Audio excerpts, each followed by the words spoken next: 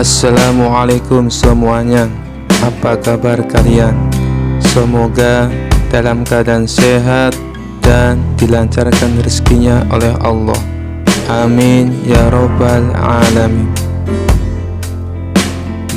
Dikisahkan suatu hari raja sedang berjalan-jalan di pasar bersama para pengawalnya. Ia ingin melihat langsung kehidupan rakyatnya. Ketika sampai di alun-alun, raja melihat kerumunan orang yang tertawa terbahak-bahak sambil menunjuk ke arah seseorang. Ternyata di tengah kerumunan itu ada Abu Nawas. Ia sedang duduk di atas kudanya, tetapi dalam posisi yang aneh, tidur dengan nyaman sambil memeluk leher kuda. Raja langsung mengerutkan dahi. Apa yang sedang dia lakukan? Tidur di atas kuda di tempat umum. Ini benar-benar memalukan, seru raja dengan nada marah. Raja segera memerintahkan pengawalnya memanggil Abu Nawas. Abu Nawas, apa-apaan ini? Mengapa kau tidur di atas kuda seperti itu?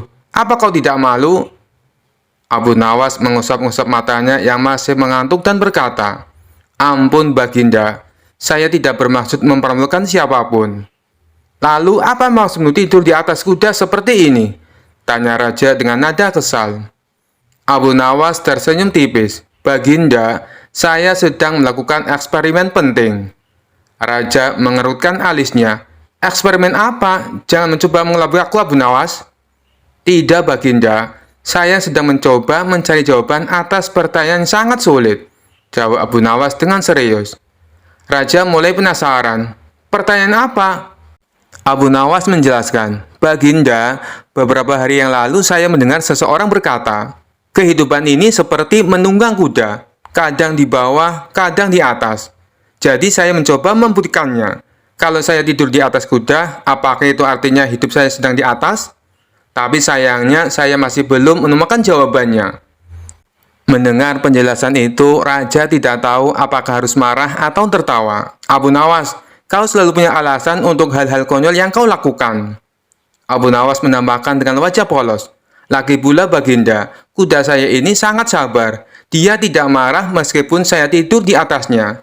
Saya pikir kalau kuda bisa sabar, kita manusia juga harus bisa lebih sabar, bukan? Raja akhirnya tidak bisa menahan tawanya. Abu Nawas, kau benar-benar orang paling aneh sekaligus paling cerdas di kerajaanku. Baiklah, aku maafkan kau. Tapi jangan ulangi lagi hal seperti ini. Abu Nawas memungkuk hormat dan berkata, Terima kasih Baginda. Lain kali saya akan tidur di tempat yang lebih masuk akal, seperti di atas pohon misalnya. Semua orang yang mendengar itu tertawa terbahak-bahak, dan raja akhirnya pergi dengan hati yang terhibur. Kisah selanjutnya. Dikisahkan ada seorang bernama Ilham Alimuddin. Dia dulunya merupakan jenderal perang yang sangat terkenal, ahli siasat perang, jago negosiasi, dan juga kaya raya. Tapi karir berperangnya terhenti setelah mengalami kelumpuhan saat memimpin perang melawan Bizantium. Tidak berselang lama, anak istrinya juga ikut terbunuh. Ia pun akhirnya memilih untuk pensiun menjadi tentara.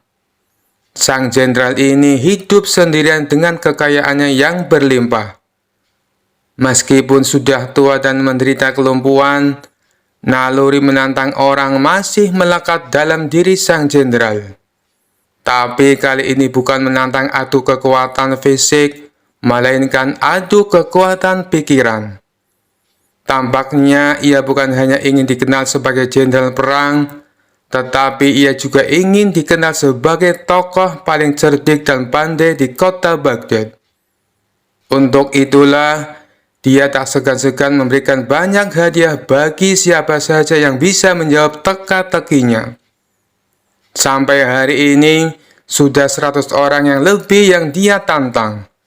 Namun tak satu pun dari mereka yang berhasil mengalahkannya. Total pertanyaan yang diajukan jenderal ada 3. Tapi yang unik dari permainan ini, apabila berhasil menjawab soal pertama dan kedua, tetapi gagal menjawab pertanyaan yang ketiga, maka semua hadiahnya menjadi gugur. Hal inilah yang membuat orang-orang kesal dengan sang jenderal. "Aku kesal dengan sang jenderal yang lumpuh itu," kata seseorang kepada kawannya.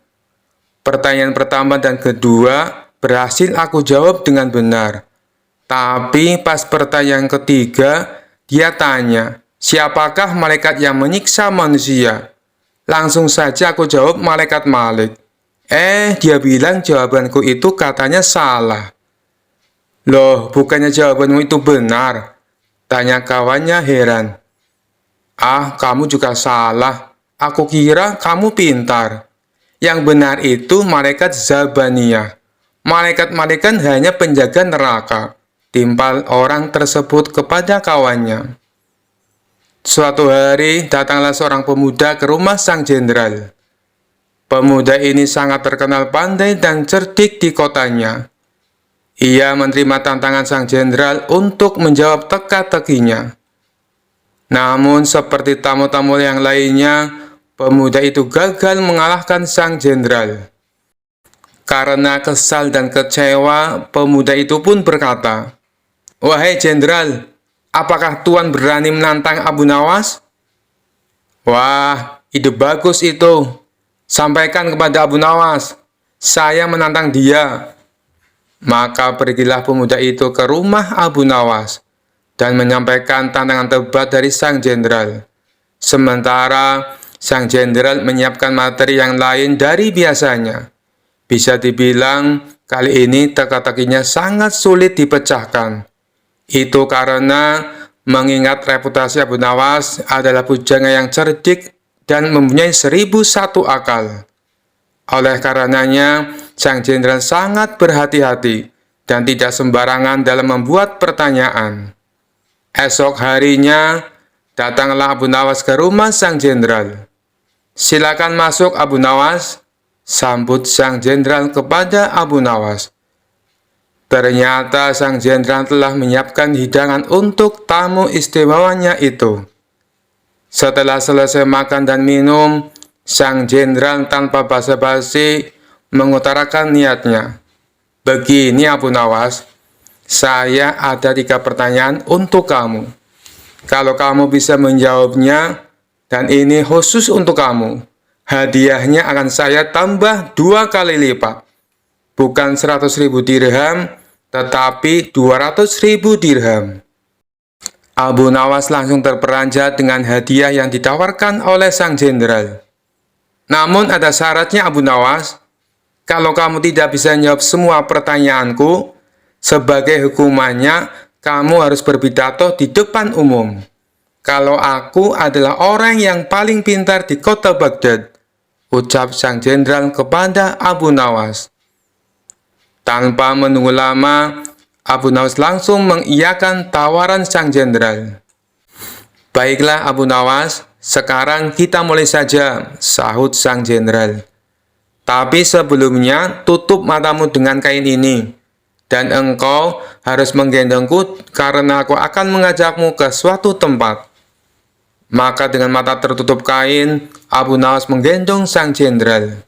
Kemudian, sang jenderal mengajak Abu Nawas ke tempat peternakan unta miliknya, di mana tempat itu tidak pernah dimasuki oleh orang lain. "Berhenti Abu Nawas," kata sang jenderal. "Pertanyaan pertama, katakan apa yang ada di hadapanmu," tanya sang jenderal. "Ini gila, mana mungkin saya tahu dengan keadaan mata tertutup," pikir Abu Nawas. Tapi dengan cekatan, Abu Nawas langsung menjawab, "Di depan saya ada peternakan unta, Tuan Jenderal." Sang jenderal pun kaget. Bagaimana mungkin Abu Nawas bisa tahu? Padahal peternakan untanya tidak pernah dimasuki oleh orang lain. Mereka pun lalu melanjutkan perjalanan. Sang jenderal tetap digendong oleh Abu Nawas. 1 jam kemudian, sang jenderal berkata, "Berhenti Abu Nawas. Sekarang katakan padaku, apa yang ada di hadapanmu?" Sejenak Abu Nawas berpikir. Ia pun lalu menjawabnya, "Di depan saya ada sungai. Di sekitarnya ada pohon tin dan pohon zaitun. jawab Abu Nawas. Sang jenderal kembali dibuatnya kaget. Bagaimana mungkin Abu Nawas bisa menjawabnya dengan tepat? Dia pasti mempunyai ilmu sihir, pikir sang jenderal. 2 pertanyaan sudah kamu jawab dengan benar, ujar sang jenderal. Mari kita lanjutkan perjalanan untuk pertanyaan terakhir, ajak sang jenderal. Sang jenderal kemudian menuntun Abu Nawas melewati gurun, hingga sampailah mereka berdua ke tempat pelacuran yang terletak di tengah-tengah padang pasir. Berhenti Abu Nawas. Sekarang katakan padaku, apa yang ada di hadapanmu? Tanya sang jenderal. Abu Nawas tidak langsung menjawab, ia berkonsentrasi penuh. Kemudian pelan-pelan dia menjawab, di depan saya ada wanita telanjang, Tuan Jenderal. Sang jenderal pun kaget bukan main. Semua pertanyaannya bisa dijawab dengan tepat oleh Abu Nawas dengan mata tertutup. Sesuai kesepakatannya, akhirnya esok paginya sang jenderal menyerahkan hadiahnya di depan istana dan disaksikan oleh Baginda Raja dan masyarakat. Tapi sebelum memberikan hadiahnya, sang jenderal berpidato menceritakan pengalaman mereka berdua. Wahai Abu Nawas, saya masih penasaran. Bagaimana kamu bisa menjawab semua pertanyaanku, sedangkan kedua matamu tertutup kain? Tanya sang jenderal. Itu mudah saja, Tuan Jenderal, jawab Abu Nawas. Ketika Tuan mengajukan pertanyaan pertama, kaki saya menginjak kotoran unta. Dari situlah saya menebak kalau saya berada di peternakan unta. Baginda Raja tersenyum mendengar jawaban Abu Nawas, sedangkan sang jenderal hanya bisa geleng-geleng kepala. Lalu dengan pertanyaan kedua, bagaimana kamu bisa menjawab dengan tepat? Tanya sang jenderal.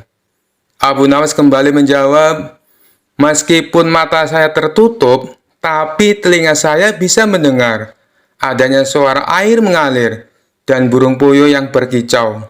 Burung puyuh hanya mau makan biji-bijian buah tin dan zaitun. Sedangkan pohon tin dan zaitun hanya tumbuh di pinggiran sungai. Lagi-lagi Baginda Raja tersenyum. Sang jenderal dibuatnya terperangah dengan jawaban Abu Nawas.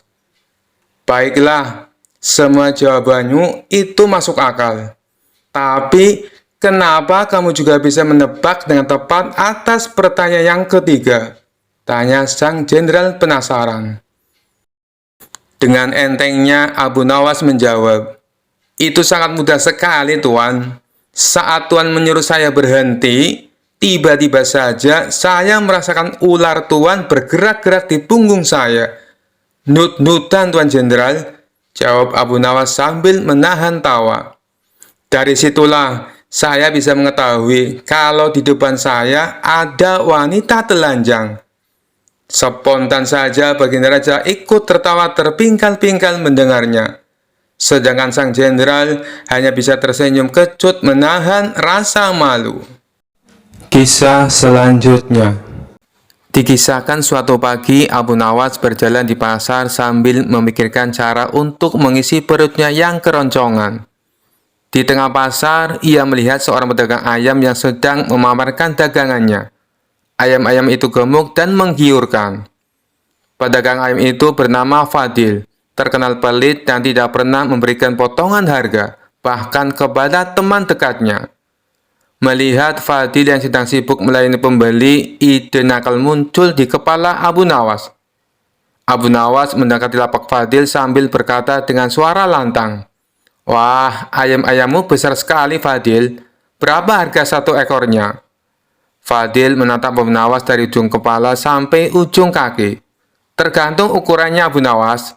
Yang besar ini 10 dinar, yang sedang 7 dinar, dan yang kecil 5 dinar. Abu Nawas mengangguk-angguk. Kalau begitu, pilihkan aku ayam yang terbaik, katanya dengan semangat. Fadil langsung mengambil ayam paling besar dan menyerahkannya kepada Abu Nawas. Ini ayam terbaikku, harganya 10 dinar. Abu Nawas memandang ayam itu dengan serius, lalu menggeleng. Ayam ini terlalu berat, Bisa-bisa aku kelelahan membawanya pulang. Baiklah, bagaimana dengan yang sedang ini? Harganya 7 dinar. Tawar Fadil sambil menyerahkan ayam yang lebih kecil. Abu Nawas kembali menggeleng. Yang ini terlalu galak. Aku takut ia mencakarku di jalan. Fadil mulai jengkel. Kalau begitu yang kecil ini saja, harganya cuma 5 dinar. Abu Nawas menatap ayam kecil itu dengan cermat, lalu berkata, ayam ini terlalu kecil, aku takut tidak cukup untuk makan malamku. Jadi ayam yang mana yang kau mau, Abu Nawas? Tanya Fadil dengan kesal. Abu Nawas tersenyum lebar. Aku ingin ayam yang bisa bicara, ada tidak? Fadil terkejut. Ayam yang bisa bicara? Kau gila, tidak ada ayam seperti itu di dunia ini. Aku pikir kau pedagang yang terbaik. Ternyata kau tidak punya ayam seperti itu, kata Abu Nawas dengan nada mengejek. Fadil yang merasa dipermalukan langsung marah. Kalau kau tidak mau beli, pergi dari sini Abu Nawas. Jangan ganggu daganganku. Abu Nawas pun pergi, tapi ia kembali beberapa saat kemudian dengan seekor ayam yang ia pinjam dari temannya.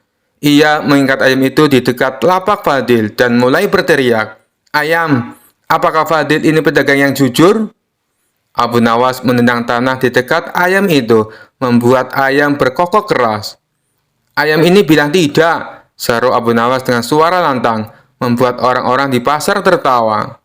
Fadil merasa dipermalukan lagi dan mencoba mengejar Abu Nawas, tapi ia malah tersandung keranjang ayamnya sendiri. Orang-orang pasar semakin terbahak-bahak. Sementara Abu Nawas kabur sambil membawa ayamnya dan berkata, lain kali jual ayamnya dengan kejujuran Fadil. Sejak itu Fadil menjadi lebih ramah kepada pelanggan. Dan Abu Nawas berhasil mengajari pasar sebuah pelajaran dengan gaya khasnya penuh humor. Kisah selanjutnya diceritakan suatu hari Baginda Raja mengundang beberapa ulama berkumpul di istananya. Tentu saja Abu Nawas juga hadir dalam pertemuan tersebut. Tujuan Baginda Raja mengundang mereka untuk membahas tentang berbagai masalah hukum agama. Dengan begitu, beliau tetap bisa menimba ilmu tanpa harus meninggalkan istananya. Ulama fikih menyampaikan keilmuannya seputar halal haram dalam hukum agama Islam. Ulama tauhid menyampaikan keilmuannya seputar keesaan Allah Subhanahu wa Ta'ala beserta kekuasaannya yang meliputi alam semesta. Begitu juga dengan ulama yang lainnya. Setelah masing-masing ulama menyampaikan ilmu sesuai bidangnya, tibalah giliran Abu Nawas. Dikarenakan bingung harus menyampaikan apa, Abu Nawas pun berkata, ampun Paduka yang mulia, apa yang ingin Paduka dengar dari hamba? Hamba rasa para ulama ini sudah menyampaikan semuanya. Kalau menurutmu demikian, baiklah. Berarti sekarang waktunya untuk tanya jawab, ucap Baginda Raja. Abu Nawas, apa yang kau ketahui tentang rezeki? Tanya Baginda Raja. Kita semua pasti meyakini bahwa rezeki datangnya dari Allah Subhanahu wa Ta'ala. Sebagaimana dalam firman-Nya, tidak ada suatu binatang melata pun di bumi, melainkan Allah lah yang memberi rezekinya. Jelas Abu Nawas. Rezeki itu bisa datang dari mana saja, Paduka. Kita sebagai manusia cukup bertawakal dengan benar. Niscaya rezeki akan datang kepada kita. Lakukan yang menjadi bagianmu. Selanjutnya, biarkan Allah yang mengurus lainnya. Ini berdasarkan hadis Nabi yang berbunyi, andai kalian bertawakal kepada Allah sebenar-benar tawakal, niscaya Allah akan berikan rezeki kepada kalian. Sebagaimana Dia memberikan rezeki kepada burung yang pergi dalam keadaan lapar, lalu pulang dalam keadaan kenyang. Papar Abu Nawas. Ternyata pandangan Abu Nawas mengenai rezeki tidak sama dengan para ulama yang hadir. Wahai Abu Nawas, seandainya seekor burung tidak keluar dari sangkarnya, bagaimana mungkin ia akan mendapatkan rezeki? tanya salah satu ulama. Untuk mendapatkan rezeki dibutuhkan usaha dan kerja keras Abu Nawas.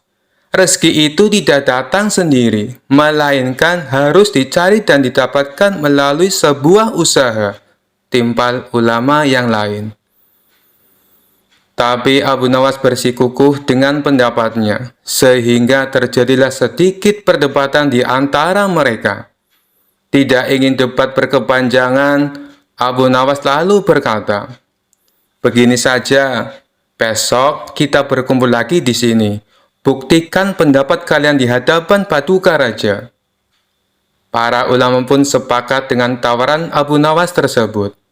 Abu Nawas dan para ulama kemudian pamit kepada Baginda Raja meninggalkan istana.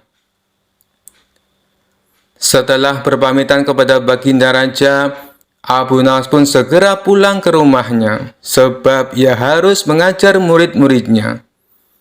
Sementara para ulama tersebut sibuk mencari cara untuk membuktikan pendapat mereka. Sampai pada akhirnya, saat berjalan pulang menyusuri sebuah desa, para ulama melihat penduduk setempat sedang panen buah kurma. Kemudian, terbesitlah niatan untuk membantu warga. Setelah selesai dengan pekerjaannya, para ulama ini mendapat imbalan beberapa ikat buah kurma dari warga setempat. Mereka senang bukan main. Para ulama itu senang bukan karena mendapatkan kurma, tetapi memiliki alasan untuk menyampaikan kepada Abu Nawas dan Baginda Raja bahwa pendapat mereka soal rezeki adalah benar. Kita mendapatkan buah kurma karena berusaha dan bekerja. Sedangkan Abu Nawas hanya diam di rumah. Mana mungkin dia mendapatkan kurma? Ini menunjukkan bahwa rezeki bisa didapat bila mencarinya dan bekerja. Jadi pendapat kita sudah benar. Besok kita bawa ini sebagai buktinya. Kita tunjukkan kepada Abu Nawas dan Baginda Raja, kata salah satu ulama kepada kawannya. Maka pada keesokan harinya, para ulama ini datang ke istana. Sesampainya di sana, ternyata sudah ada Abu Nawas duduk di hadapan Baginda Raja. Melihat para ulama sudah datang, Baginda Raja segera menyambutnya. "Kemarilah, silakan duduk tuan-tuan," sambut Baginda Raja. Mereka lalu duduk bersebelahan dengan Abu Nawas. Salah satu ulama kemudian berkata, "Ampun Paduka yang mulia, sesuai dengan janji kami membawakan bukti atas pendapat kami. Kami rasa pendapat Abu Nawas kurang tepat, justru pendapat kamilah yang lebih tepat." Mendengar hal itu, Baginda Raja pun bertanya, "Bukti apa yang kalian bawa?" Para ulama ini segera menunjukkan beberapa ikat buah kurma, lalu meletakkannya di hadapan Abu Nawas dan Baginda Raja. "Buah kurma ini kami dapat karena kemarin kami bekerja membantu warga panen kurma." Jadi, mengenai pendapat Abu Nawas yang mengatakan seseorang cukup bertawakal dengan benar, nanti rezeki akan datang sendiri, kami rasa pendapat tersebut kurang tepat Paduka. Pendapat kamilah yang lebih tepat, karena rezeki itu harus dicari. Seandainya kami tidak bekerja membantu warga, kurma ini tentu tidak akan sampai di tangan kami. Sedangkan Abu Nawas kemarin hanya berdiam diri di rumah. Apakah Abu Nawas mendapat kurma seperti kami? Tentu saja tidak Paduka, karena kemarin Abu Nawas tidak bekerja, kata ulama menjelaskan. "Yang kalian katakan itu benar sekali. Aku sependapat dengan kalian," sahut Baginda Raja. "Bagaimana denganmu Abu Nawas? Apakah kamu masih membantahnya?" tanya Baginda Raja. Mendengar hal itu, Abu Nawas hanya tersenyum seraya mengambil kurma dan mencicipinya. Kemudian ia berkata, "Kemarin aku memang hanya di rumah seharian, karena aku harus mengerjakan tugasku sebagai guru, yaitu mengajar murid-muridku. Hari ini, saat kalian bercerita tentang kurma, tiba-tiba saya jadi kepengin. Alhamdulillah, kalian datang bukan hanya membawa ceritanya, tapi juga buah kurmanya untukku. Bukankah ini juga bagian dari rezeki yang datang tanpa sebab? Seperti yang hamba ucapkan dulu Paduka, cukup dengan tawakal yang benar kepada Allah. Niscaya Allah akan berikan rezeki. Lakukan yang menjadi tugasmu. Selanjutnya, biarkan Allah yang mengurus lainnya. Hamba melakukan tugas sebagai guru. Lalu Allah mengirim kalian membawakan kurma untukku. Ucap Abu Nawas tidak mau kalah. Mendengar penjelasan Abu Nawas, para ulama pun langsung tertawa satu sama lain. Kamu memang cerdik Abu Nawas, puji Baginda Raja.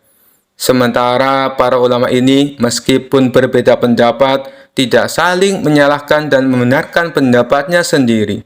Begitulah indahnya Islam, apabila saling menghormati perbedaan pendapat. Kisah selanjutnya. Dikisahkan di sebuah desa ada seorang anak bernama Karim yang terkenal sebagai anak durhaka.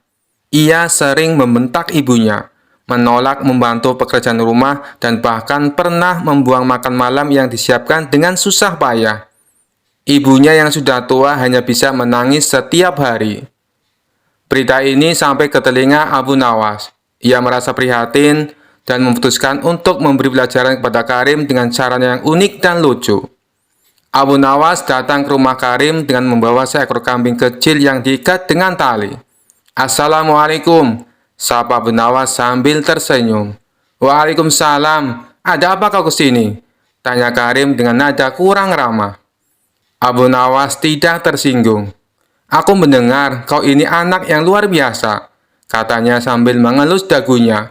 Karim terkejut. "Luar biasa? Siapa bilang?" "Semua orang di desa ini tahu betapa kau berbeda dari anak-anak lain. Bahkan aku membawa kambing ini untuk belajar darimu." Karim semakin bingung. "Belajar dariku? Apa yang bisa kambing ini pelajari dariku?" Abu Nawas lalu mengingat kambing itu di tiang rumah Karim dan berkata, "Kambing ini ingin tahu cara menjadi durhaka, karena dia lelah selalu menuruti perintah. Aku pikir kau adalah guru terbaik untuk itu." Karim tertawa. "Kau ini aneh Abu Nawas, mana mungkin kambing belajar dariku?" "Tentu saja bisa. Kau hanya perlu menunjukkan bagaimana kau memperlakukan ibumu. Bentak aku seperti kau membentak ibumu. Abaikan aku seperti kau mengabaikan ibumu. Ayo tunjukkan." Karim mulai merasa tidak nyaman. "Abu Nawas, itu kan berbeda. Ibu adalah manusia, bukan kambing." "Tepat sekali," seru Abu Nawas sambil bertepuk tangan. "Jika kau merasa aneh memperlakukan kambing seperti itu, mengapa kau memperlakukan ibumu seperti itu? Bukankah ibumu lebih berharga dari kambing ini?" Karim terdiam. Kata-kata Abu Nawas menusuk hatinya. Ia tiba-tiba merasa malu dan menundukkan kepala.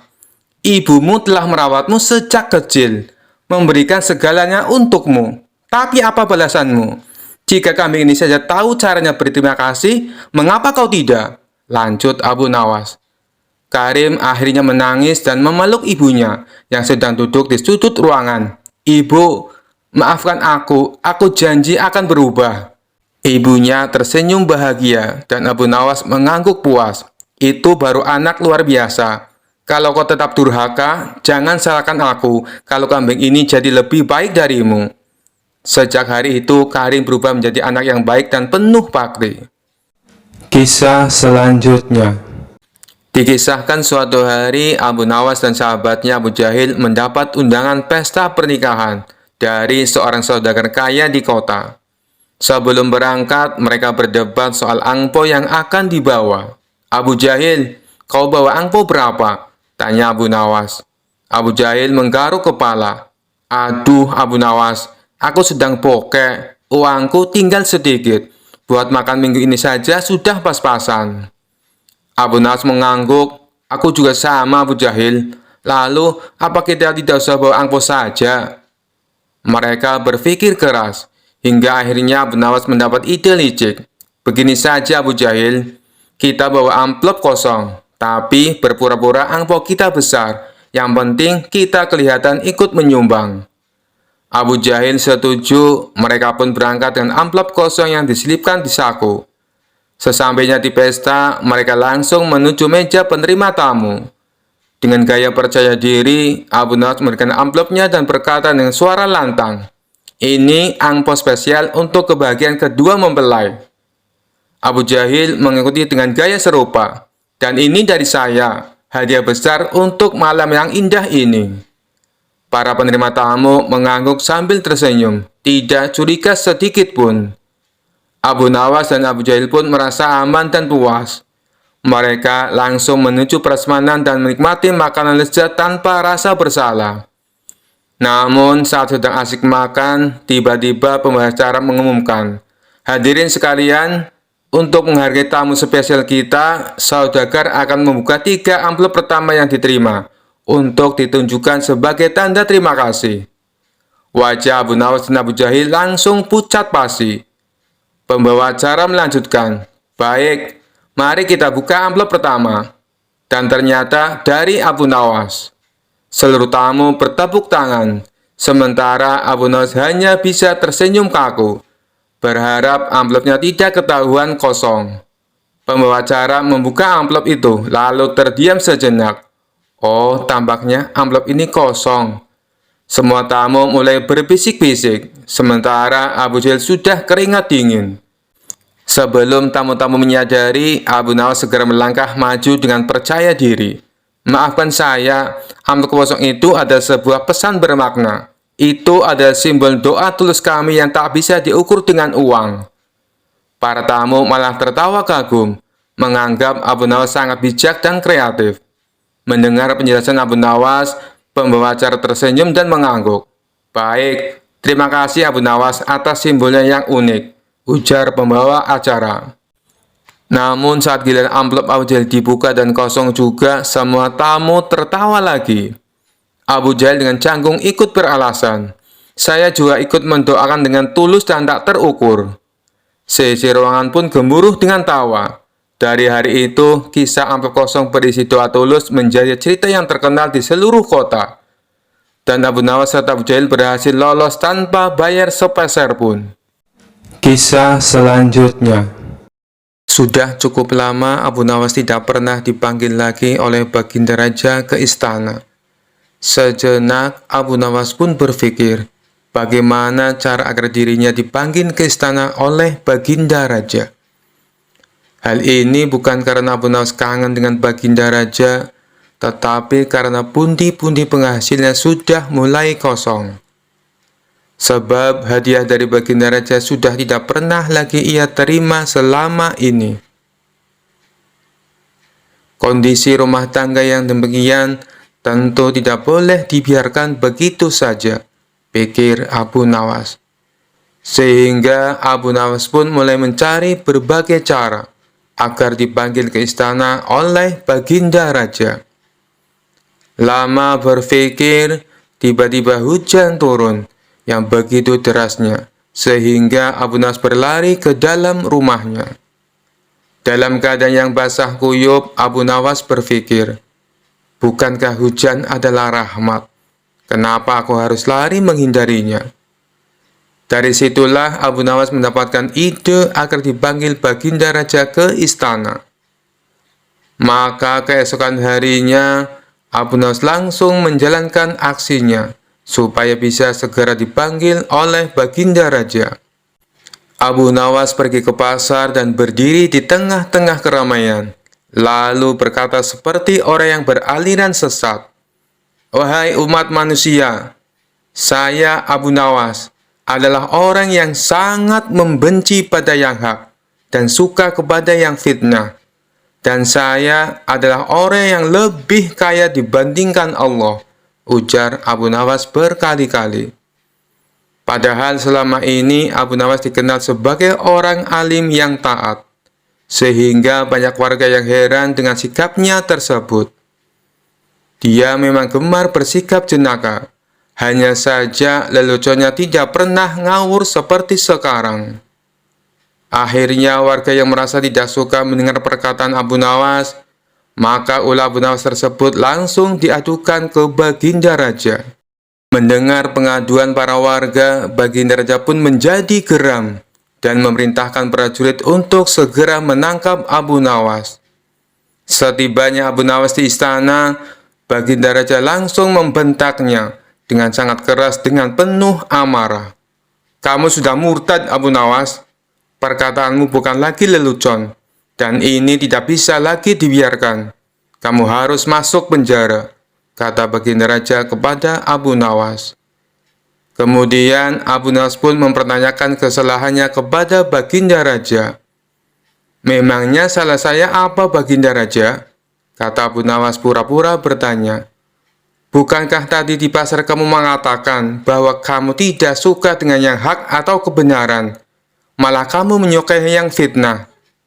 Belum lagi kamu mengatakan kamu mengaku lebih kaya dari Allah. Kamu bilang begitu kan?" kata Baginda Raja sambil marah. Abu Nawas pun tidak banyak bicara, dia langsung mengakui perbuatannya tersebut. Kemudian Baginda Raja bertanya kembali, "Mengapa engkau berkata begitu? Sudah kafirkah engkau?" tanya Baginda Raja lagi. Tapi dengan entengnya Abu Nawas menjawab pertanyaan dari Baginda Raja. Saya kira Baginda Raja juga seperti saya. Baginda pasti membenci perkara yang hak," kata Abu Nawas. Kemudian sang raja pun menjadi tambah marah dan mengatakan Abu Nawas sangat kurang ajar. Selanjutnya, Abu Nawas menjelaskan maksud dari perkataannya tersebut. "Jangan marah dulu, wahai Paduka yang mulia. Dengarkan dulu keterangan saya," kata Abu Nawas. "Keterangan apa lagi yang ingin kau jelaskan? Sebagai seorang muslim, aku membela dan bukan membenci perkara yang hak. Kamu harus tahu itu," ujar Baginda Raja. Kemudian Abu Nawas mulai berkata sambil menjelaskan maksudnya kepada Baginda Raja. "Begini, Paduka yang mulia, setiap ada orang yang membacakan talqin, saya selalu mendengar bahwa mati itu hak dan neraka itu hak. Nah, siapakah orangnya yang tidak membenci mati dan neraka yang hak itu? Tidakkah Baginda juga membencinya seperti aku?" kata Abu Nawas. Akhirnya Baginda Raja pun langsung terdiam ketika mendengar penjelasan itu dari Abu Nawas sembari berkata seperti ini. "Tapi bagaimana dengan pernyataanmu yang menyukai fitnah?" tanya Baginda lagi ingin tahu. Kemudian Abu Nawas kembali menjawab dengan jawaban yang membuat Baginda Raja terkejut. "Bukan hanya saya saja, Baginda, tapi Baginda pasti juga menyukai fitnah," kata Abu Nawas. "Baginda barangkali lupa bahwa di dalam Al-Quran disebutkan, harta benda dan anak-anak kita adalah fitnah. Padahal Baginda juga menyenangi harta dan anak-anak, seperti halnya saya. Benar begitu, Paduka yang mulia?" lanjut Abu Nawas. Baginda Raja pun hanya membenarkan perkataan Abu Nawas dan mengangguk-anggukkan kepalanya lagi. Kemudian Baginda Raja bertanya kembali kepada Abu Nawas, "Lalu bagaimana dengan pernyataanmu yang mengaku lebih kaya daripada Allah? Apakah kamu sudah sinting? Kamu tahu kan kalau Allah itu maha kaya dan maha segala-galanya," kata Baginda Raja kepada Abu Nawas. Kemudian Abu Nawas kembali menjawab pertanyaan yang dilontarkan Baginda Raja. "Anak adalah kekayaan. Baginda pasti tahu itu. Sedangkan Allah tidak mempunyai anak.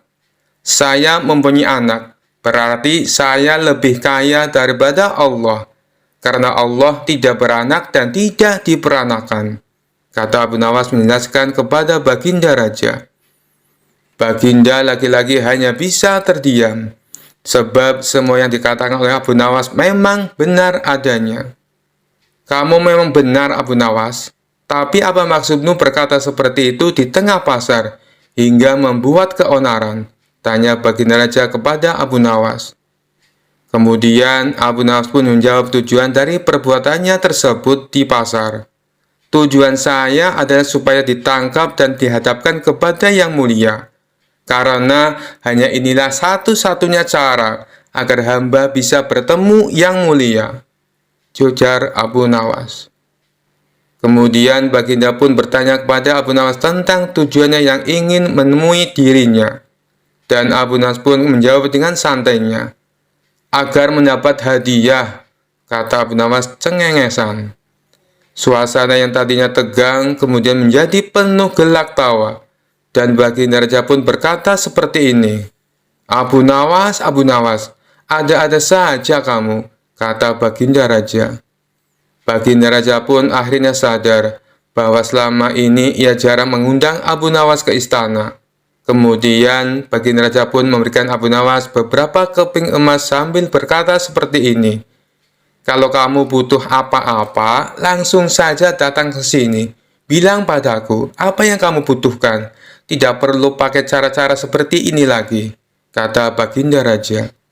Kemudian Abu Nawas meminta maaf kepada Baginda Raja, lalu pulang ke rumahnya sambil membawa hadiah dari Baginda Raja. Kisah selanjutnya. Suatu hari Baginda Raja dilanda masalah yang membuatnya tidak bisa tidur. Sedangkan masalah yang dihadapinya hanya Baginda Raja sendiri yang tahu. Meskipun Baginda Raja banyak masalah, namun ia sengaja merahasiakannya dari orang-orang sekitar, baik kepada penasihat istana maupun Abu Nawas selaku sahabatnya tempat berkeluh kesah. Padahal sejatinya Baginda Raja ingin rasanya melupakan masalah yang menimpanya. Kalaupun bisa lari menghindar, tentulah ia akan melakukannya. Tapi kenyataannya, permasalahan yang dihadapi terasa seperti mengikutinya kemanapun Baginda Raja pergi. Sejak saat itu, Baginda Raja sering terlihat melamun seorang diri. Kemudian penasihat istana mendekati Baginda Raja. "Maaf Paduka yang mulia, hamba perhatikan belakangan ini Paduka terlihat murung. Hamba khawatir Paduka nanti jatuh sakit. Adakah sesuatu yang Paduka pikirkan?" tanya penasihat istana.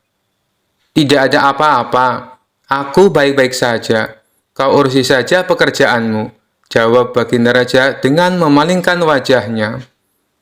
Penasihat istana pun hanya terdiam.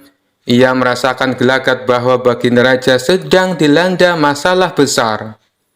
Dikarenakan Baginda Raja tidak mau berterus terang, penasihat istana tidak berani membujuknya untuk menceritakan masalah yang dihadapinya. Makin hari sikap Baginda Raja makin tertutup, bahkan kini enggan menerima tamu. Hal ini membuat para pejabat istana menjadi sangat khawatir. Apa yang harus kita lakukan? Makin hari Baginda Raja terlihat mengkhawatirkan. Ini sangat buruk untuk kondisinya. Jangan sampai Baginda Raja jatuh sakit, kata salah seorang menteri. Aku juga cemas melihat sikap Baginda Raja belakangan ini. Aku sudah mencoba membujuknya supaya mau menceritakan masalah yang dialami. Tapi ia malah memalingkan wajah. Baginda Raja memilih menutup diri, beber penasihat istana. Saya punya saran. Bagaimana kalau masalah ini kita sampaikan kepada Abu Nawas?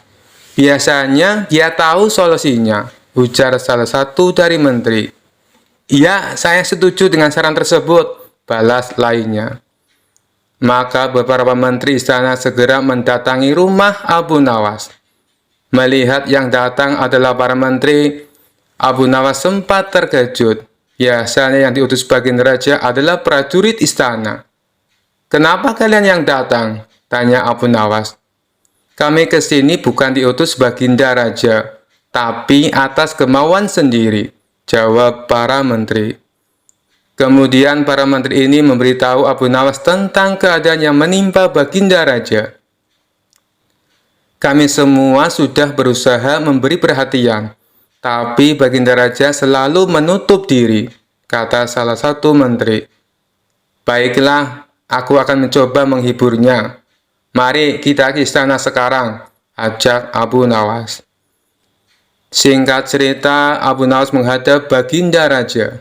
Ia lalu bercerita kisah-kisah jenaka di hadapan Baginda Raja, berharap bisa terhibur dan tertawa.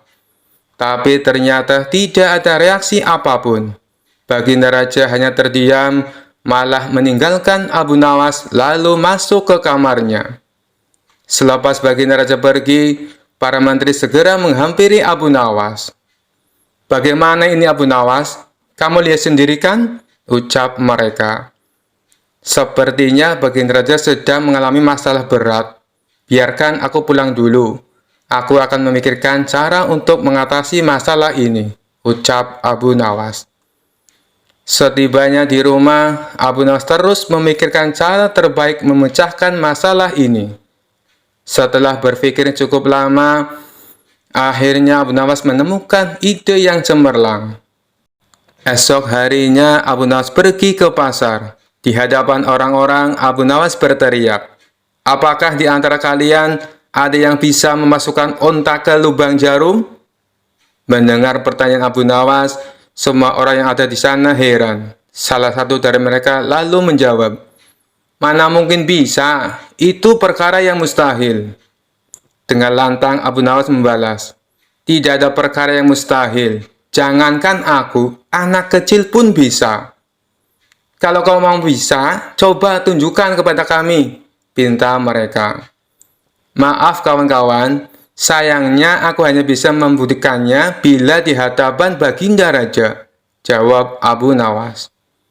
Begitulah seterusnya, setiap ada keramaian orang ataupun perkumpulan, Abu Nawas selalu mengatakan hal yang sama. Akhirnya kabar tentang Abu Nawas bisa memasukkan unta ke lubang jarum, sampai juga hingga ke telinga baginda raja. Awalnya baginda raja tidak terlalu memperdulikannya. Tapi lama-kelamaan timbul juga rasa penasaran pada dirinya.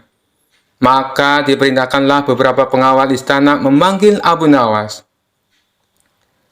"Tuan Abu Nawas, Anda diperintah Paduka untuk datang ke istana," ucap seorang prajurit. "Benarkah?" tanya Abu Nawas memastikan. "Benar Tuan Abu Nawas," jawab dia. "Rencanaku akhirnya berhasil," pikir Abu Nawas. "Oh iya, bagaimana kondisi baginda raja sekarang?" tanya Abu Nawas lagi. "Baginda masih sering mengurung diri dan sering tampak termenung," jawab salah satu prajurit. "Baiklah, aku akan ke sana sekarang," balas Abu Nawas. Tidak lama kemudian, Abu Nawas sampai di istana menghadap baginda raja. "Wahai Abu Nawas, aku dengar kau bisa memasukkan seekor unta ke lubang jarum. Kau bersedia membuktikannya bila di hadapanku. Benarkah itu?" tanya baginda raja. "Benar Paduka yang mulia," jawab Abu Nawas. "Bagaimana mungkin? Aku rasa itu perkara yang mustahil," balas baginda raja. "Di dunia ini tidak ada yang mustahil Paduka," ujar Abu Nawas. "Baiklah, sekarang coba kau buktikan," perintah baginda raja. "Caranya mudah Paduka. Kita tinggal membuat jarum yang lubangnya lebih besar daripada seekor unta. Dengan begitu, kita bisa memasukkannya dengan mudah. Bahkan anak kecil pun bisa," jawab Abu Nawas menjelaskan. "Kalau caranya seperti itu, semua orang pun bisa melakukannya. Berarti kau telah menipu semua orang, termasuk aku," ucap baginda raja. "Hamba tidak pernah menipu siapapun, dan hamba juga tidak pernah menipu Paduka. Hamba tidak pernah mengatakan bahwa jarum hamba yang maksud adalah jarum kecil," balas Abu Nawas. "Iya, itu benar. Tapi apa maksud dari pernyataanmu ini?" tanya baginda raja. "Hamba hanya ingin mengatakan bahwa ada hikmah dari pernyataan ini," jawab Abu Nawas. "Hikmah? Hikmah dari mana?" tanya baginda raja heran. "Bukankah tadinya baginda raja tidak percaya kalau hamba bisa memasukkan unta ke lubang jarum? Tapi setelah hamba jelaskan, baginda raja baru mempercayainya. Begitu juga dengan permasalahan yang sedang kita hadapi. Sebesar apapun masalah, sebesar apapun bebannya, tapi kalau hati kita lebih besar, hati kita lebih luas saat menghadapinya, maka semua masalah akan terasa lebih ringan. Itulah gambaran seekor unta bila dimasukkan ke lubang jarum. Sepintas saat kita menghadapinya, pasti itu mustahil dilakukan. Tapi bila hati kita luas dan besar, maka pikiran kita juga akan mengikuti. Dan pada akhirnya, masalah yang kita anggap mustahil bisa diatasi menjadi mudah dan ringan untuk dijalani. Bagaimana kita akan bisa tenang bila kita menghadapi masalah dengan hati yang sempit? Tutur Abu Nawas. Seketika baginda raja terdiam. Ia terus merenungi ucapan Abu Nawas. Suasana pun mendadak menjadi hening. Tidak berapa lama baginda raja pun berkata, "Terima kasih Abu Nawas, kau telah menyadarkanku. Selama ini aku memang sedang dilanda masalah, dan hatiku sempit menghadapinya, sehingga pikiranku juga ikut menjadi buntu," ujar baginda raja. Sejak kejadian itu, kini baginda raja mulai terlihat ceria. Ia tidak lagi terlihat murung seperti hari-hari sebelumnya. Permasalahan bukanlah hal untuk dilamunkan, melainkan dihadapi dengan hati yang besar, maka akan tercipta solusi dari sebuah pemikiran yang jernih. Kisah selanjutnya. Al-Kisah, salah seorang ahli fikih resah akan perkara hukum yang dimilikinya. Hingga akhirnya keresahan sang ahli fikih tadi mengarahkannya untuk menemui Abu Nawas. Singkat cerita, bertemulah sang ahli fikih dengan Abu Nawas. Tanpa basa-basi, sang ahli fikih pun mengutarakan keresahannya. "Wahai Abu Nawas, aku membutuhkan pertolonganmu. Aku ingin engkau memberikan fatwa kepadaku perihal keresahanku selama ini, dan semoga engkau mendapatkan balasan dari Allah atas kebaikanmu." Sang ahli fikih berbahasa basi. "Keresahan apa yang kau hadapi? Katakan saja," kata Abu Nawas. "Wahai Abu Nawas, manakah yang lebih utama? Berjalan di depan iring-iringan jenazah atau di belakangnya?" tanya sang ahli fikih. "Wahai sang ahli fikih, jangan terlalu serius dan resah perihal urusan remeh-temeh seperti ini," jawab Abu Nawas. "Lantas, fatwa apa yang bisa kau beri padaku perihal perkara ini?" serga sang ahli fikih penasaran. Abu Nawas menjawab, "Berjalanlah sesukamu, depan atau belakang, kanan atau kiri itu sama saja, asal jangan kau naiki keranda jenazahnya."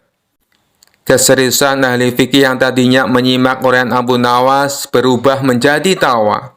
Sang ahli fikih itu pun pergi dengan rasa puas dan tertawa sepanjang perjalanan. Kisah selanjutnya. Suatu hari Abu Nawas mendengar kabar bahwa ada 4 kiai alim yang sangat terkenal akan kepandaian dan kealimannya sedang berkumpul di sebuah masjid. Dengan rasa penasaran yang besar, Abu Nawas pun pergi ke masjid tersebut. Sesampainya di sana, ia melihat ke-4 kiai tersebut sedang duduk bersila di tengah-tengah majlis taklim. Tanpa ragu, Abu Nawas langsung menghampiri mereka dan meminta izin untuk mengajukan pertanyaan. "Wahai para kiai yang mulia," sapa Abu Nawas dengan hormat, "izinkan saya mengajukan sebuah pertanyaan yang telah lama mengganjal hati saya." Ke-4 kiai pun mengangguk, mengizinkan Abu Nawas untuk bertanya. "Begini para kiai," lanjut Abu Nawas, "saya pernah mendengar bahwa seekor kucing dapat melahirkan anak kucing yang berjumlah ganjil, misalnya 3 atau 5 ekor. Namun saya juga pernah mendengar bahwa seekor kucing tidak mungkin melahirkan anak kucing yang berjumlah genap, seperti 4 atau 6 ekor. Mengapa demikian?" Ke-4 kiai saling berpandangan, tampak berpikir keras untuk menjawab pertanyaan Abu Nawas yang terkesan aneh tersebut. Mereka berusaha mencari dalil dan hujah yang tepat untuk menjelaskan fenomena tersebut. Setelah beberapa saat, salah seorang kiai akhirnya menjawab, "Wahai Abu Nawas, pertanyaanmu sangat menarik. Menurutku, hal itu terjadi karena kehendak Allah. Kita sebagai manusia tidaklah mampu memahami segala rahasia alam semesta."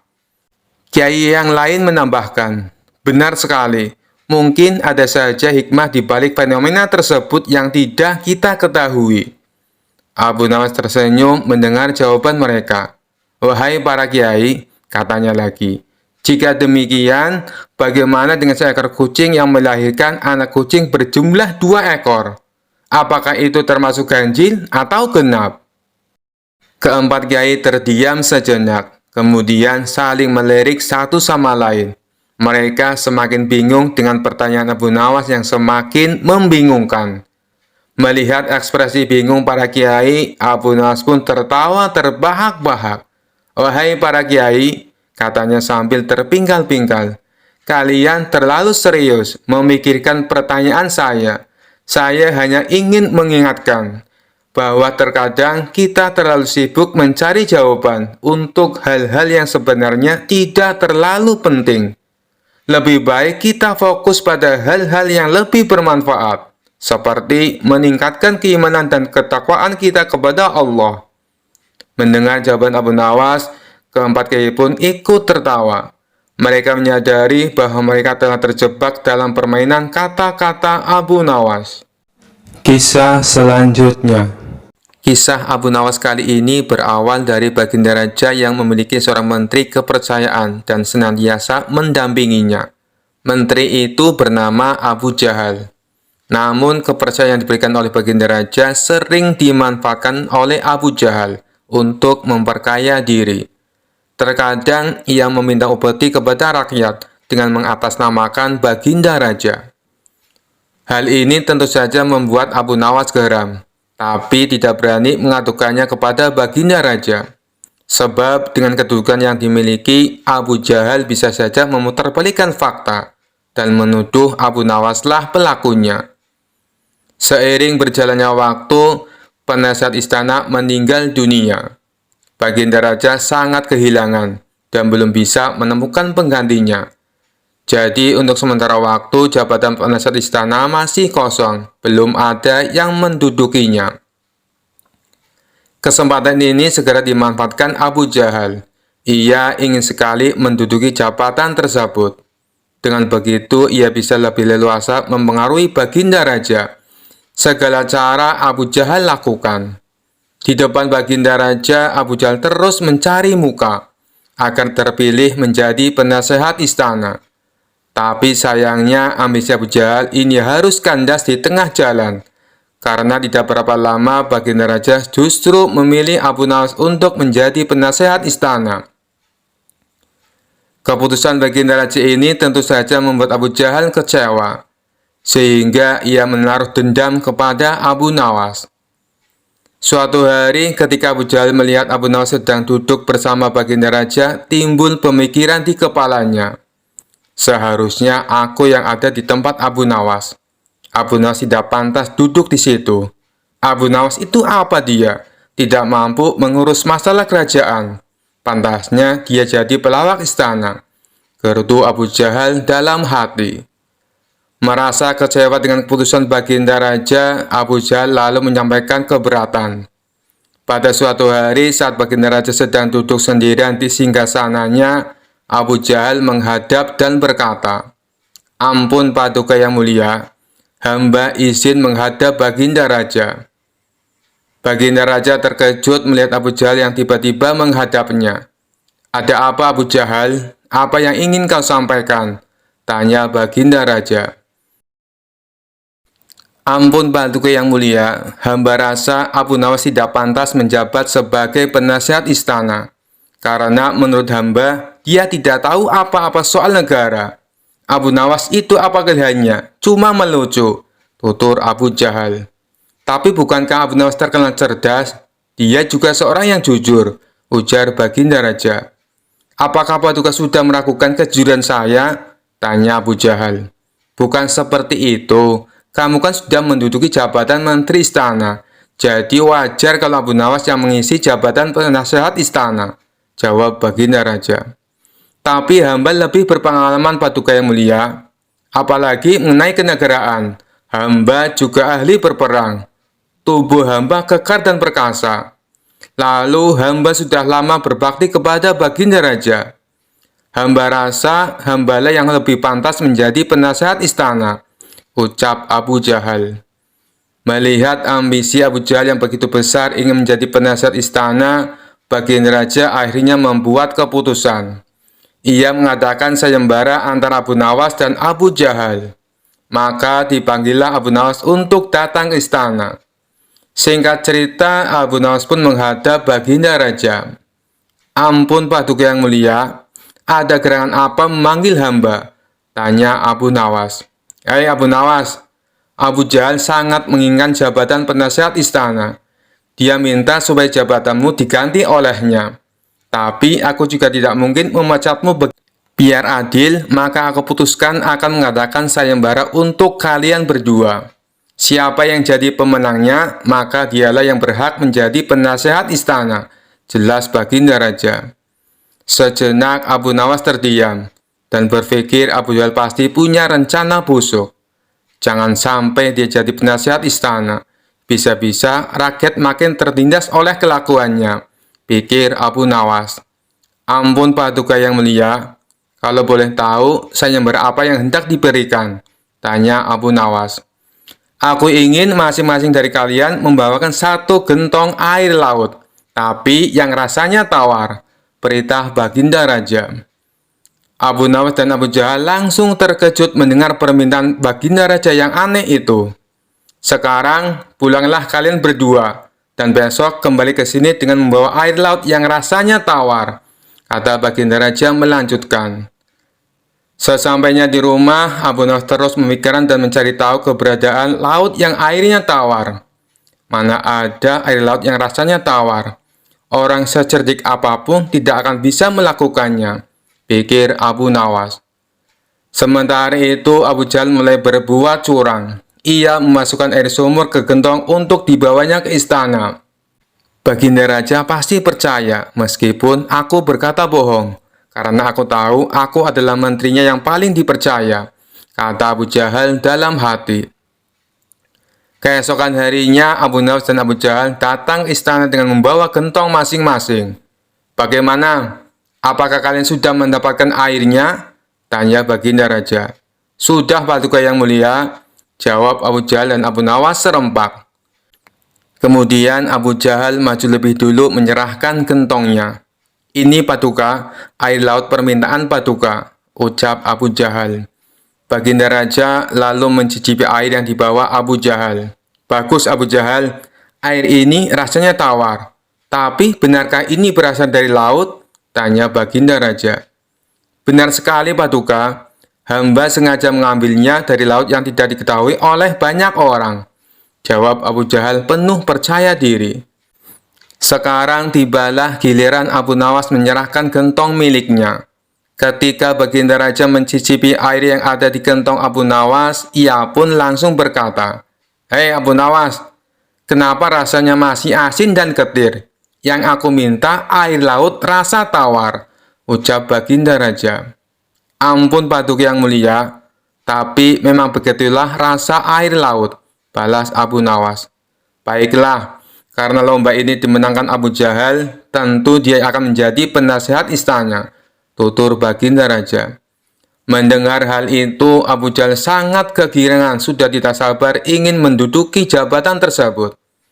Ternyata sangat mudah mengelabui baginda raja, pikir Abu Jahal. Tapi tiba-tiba baginda raja kembali berkata, "Hai Abu Jahal, di mana kamu menemukan air laut yang airnya tawar? Antarkan aku ke sana sekarang. Aku ingin mandi di sana," titah baginda raja. Seketika wajah Abu Jahal menjadi pucat, tubuhnya lemas dan gemetaran. "Anu Paduka yang mulia, hamba kenapa? Kalau kamu tidak bisa membuktikannya, berarti kamu telah membohongiku," ucap baginda raja. "Ampun Paduka yang mulia, air yang hamba bawa memang bukan air laut, tapi air dari sumur," kata Abu Jahal ketakutan. "Kamu lancang Abu Jahal. Kamu kira aku anak kecil yang mudah dikelabui? Karena kamu telah berani berbohong, maka sebagai hukumannya, kamu bukan hanya gagal jadi penasihat istana, tapi juga akan dipecat dari menteri. Kamu juga harus menjalani hukuman penjara," bentak baginda raja. Kemudian baginda raja memerintahkan beberapa pengawal untuk menangkap Abu Jahal dan memasukkannya ke penjara. Kini tinggallah Abu Nawas di hadapan baginda raja. "Hei Abu Nawas, bukankah kamu terkenal cerdik? Bisa saja kamu membohongiku, dan dengan kecerdikanmu itu kamu tentu bisa menutupi kebohonganmu. Tapi kenapa tidak kau lakukan? Tanya Baginda Raja. Ampun Paduka yang mulia, hamba memang cerdik, tapi hamba bukan pembohong. Secerdik apapun manusia, tidak akan ada yang bisa mengubah rasa air laut menjadi tawar. Terang Abu Nawas. Kamu memang benar Abu Nawas. Itulah orang yang saya cari untuk menduduki jabatan sebagai penasihat istana, cerdik dan jujur, kata Baginda Raja tersenyum puas. Sekian dulu perjumpaan kita kali ini. Sampai bertemu lagi di kisah-kisah selanjutnya.